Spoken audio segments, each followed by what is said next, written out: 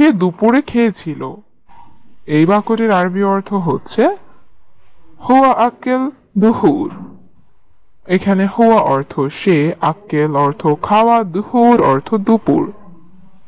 হুয়া আক্কেল দুহুর, সে দুপুরে খেয়েছিল। আমরা একসাথে খাবো। এই বাক্যটির আরবি অর্থ হবে নাহনু আক্কেল সাওয়া সাওয়া। এখানে নাহনু অর্থ আমরা, আক্কেল অর্থ খাবো, সাওয়া সাওয়া অর্থ একসাথে। নাহনু আক্কেল সাওয়া সাওয়া, আমরা একসাথে খাবো। আমি কাল কাজে যাব। এই বাক্যটির আরবি অর্থ হবে আনা বুখরা রোহ সুগল। এখানে আনা অর্থ আমি, বুকরা অর্থ কাল, রোহ অর্থ যাব, সুগল অর্থ কাজে। আনা বুকরা রোহ সুগল, আমি কাল কাজে যাব। আমি গতকাল বাজারে গিয়েছিলাম। এই বাক্যটির আরবি অর্থ হচ্ছে আনা রোহ সুক আমস। এখানে আনা অর্থ আমি, রোহ অর্থ যাওয়া, সুখ অর্থ বাজারে, আমস অর্থ গতকাল। আনা রোহ সুক আমস, আমি গতকাল বাজারে গিয়েছিলাম। আমি মোবাইলে কথা বলছি। এই বাক্যটির আরবি অর্থ হচ্ছে আনা কালাম জাওয়াল। এখানে আনা অর্থ আমি, কালাম অর্থ কথা বলা, জাওয়াল অর্থ মোবাইল। আনা কালাম জাওয়াল, আমি মোবাইলে কথা বলছি। তুমি এখন মসজিদে যাও। এই বাক্যটির আরবি অর্থ হবে ইনতা আলহিন রোহ মসজিদ। এখানে ইনতা অর্থ তুমি, আলহিন অর্থ এখন, রোহ অর্থ যাওয়া। ইনতা আলহিন রোহ মসজিদ, তুমি এখন মসজিদে যাও। তুমি খুব ক্লান্ত। এই বাক্যটির আরবি অর্থ হবে ইনতা তাবান কাতির। এখানে ইনতা অর্থ তুমি, তাবান অর্থ ক্লান্ত, কাতির অর্থ খুব বা অনেক। ইনতা তাবান কাতির, তুমি খুব ক্লান্ত। সে নতুন জায়গা যাবে। এই বাক্যটির আরবি অর্থ হবে হুয়া রোহ মাকান জেদিদ। এখানে হুয়া অর্থ সে, রোহ অর্থ যাবে, মাকান অর্থ জায়গায়, জেদিদ অর্থ নতুন। হুয়া রোহ মাকান জেদিদ, সে নতুন জায়গায় যাবে। আমরা একসাথে যাব। এই বাক্যটির আরবি অর্থ হবে নাহনু রোহ সাওয়া সাওয়া। এখানে নাহনু অর্থ আমরা, রোহ অর্থ যাব, সাওয়া সাওয়া অর্থ একসাথে। নাহনু রোহ সাওয়া সাওয়া, আমরা একসাথে যাব। সে গতকাল অসুস্থ ছিল। এই বাক্যটির আরবি অর্থ হবে হুয়া মারিদ আমস। এখানে হুয়া অর্থ সে, মারিদ অর্থ অসুস্থ, আমস অর্থ গতকাল। হুয়া মারিদ আমস, সে গতকাল অসুস্থ ছিল। আমি এখন পানি খাচ্ছি।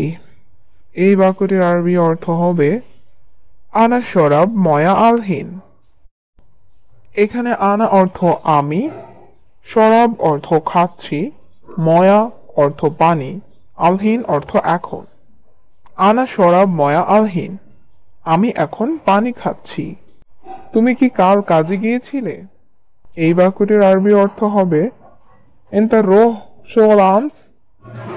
এখানে ইনতা অর্থ তুমি, রোহ অর্থ যাওয়া, সুগল অর্থ কাজ, আমস অর্থ গতকাল। ইনতা রোহ শুগল আমস, তুমি কি কাল কাজে গিয়েছিলে? সে গাড়িতে আছে। এই বাক্যটির আরবি অর্থ হবে হুয়া ফি সাইয়ারা। এখানে হুয়া অর্থ সে, ফি অর্থ আছে, সাইয়ারা অর্থ গাড়িতে। হুয়া ফি সাইয়ারা, সে গাড়িতে আছে। কাজ আগামীকাল শেষ হবে। এই বাক্যটির আরবি অর্থ হবে সুগল খালাস বকরা। এখানে সুগল অর্থ কাজ, খালাস অর্থ শেষ হওয়া, বুকরা অর্থ আগামীকাল। সুগল খালাস বুকরা, কাজ আগামীকাল শেষ হবে। আমরা একসাথে কাজ করি। এই বাক্যটির আরবি অর্থ হচ্ছে নাহনু সুগল সাওয়া সাওয়া। এখানে নাহনু অর্থ আমরা, সুগল অর্থ কাজ, সাওয়া সাওয়া অর্থ একসাথে। নাহনু সুগল সাওয়া সাওয়া, আমরা একসাথে কাজ করি। আমরা বাজারে যাচ্ছি এখন। এই বাক্যটির আরবি অর্থ হচ্ছে নাহনু রোহ সুক আলহিন। এখানে নাহনু অর্থ আমরা, রুহ অর্থ যাচ্ছি, সুক অর্থ বাজার, আলহিন অর্থ এখন। নাহনু রোহ সুক আলহিন, আমরা বাজারে যাচ্ছি এখন।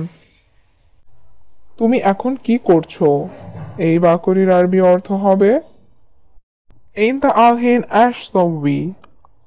এখানে ইনতা অর্থ তুমি, আলহিন অর্থ এখন, অ্যাশ অর্থ কি, সবি অর্থ করছো। ইনতা আলহিন অ্যাশ সবি, তুমি এখন কি করছো? আমি কফি খেতে চাই।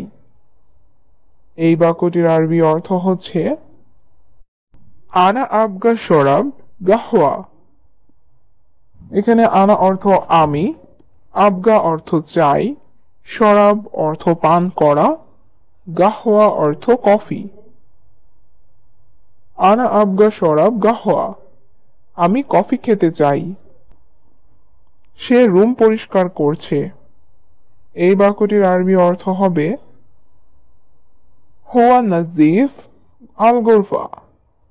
এখানে হুয়া অর্থ সে, নাজিফ অর্থ পরিষ্কার করছে, আল গুরফা অর্থ ঘর।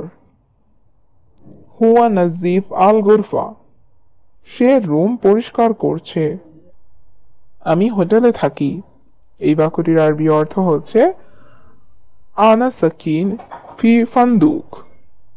এখানে আনা অর্থ আমি, সাকিন অর্থ থাকি, ফি অর্থ মধ্যে, ফান্দুক অর্থ হোটেল। আনা সাকিন ফি ফান্দুক, আমি হোটেলে থাকি। আমি এখন নামাজ পড়ছি। এই বাক্যটির আরবি অর্থ হচ্ছে আনা সাল্লি আলহিন। এখানে আনা অর্থ আমি, সাল্লি অর্থ নামাজ, আলহিন অর্থ এখন। আনা সাল্লি আলহিন, আমি এখন নামাজ পড়ছি। আমি বাইরে যাচ্ছি। এই বাক্যটির আরবি অর্থ হবে আনা রোহ বাররা। এখানে আনা অর্থ আমি, রোহ অর্থ যাচ্ছি, বাররা অর্থ বাহির। আনা রোহ বাররা, আমি বাহিরে যাচ্ছি। কি দিচ্ছ তুমি এটা? এই বাক্যটির আরবি অর্থ হবে অ্যাশ আতি ইন দা হাদা। এখানে অ্যাশ অর্থ কি, আতি অর্থ দেওয়া, ইনতা অর্থ তুমি, হাদা অর্থ এটা। অ্যাশ আতি ইন দা হাদা, কি দিচ্ছ তুমি এটা? তুমি সৌদিতে কত বছর আছো? এই বাক্যটির আরবি অর্থ হবে কাম সানা মৌজুদ ইন দা সৌদি। এখানে কাম অর্থ কত, সানা অর্থ বছর, মজুদ অর্থ আছো, ইনতা অর্থ তুমি। কাম সানা মৌজুদ ইন দা সৌদি, তুমি সৌদিতে কত বছর আছো?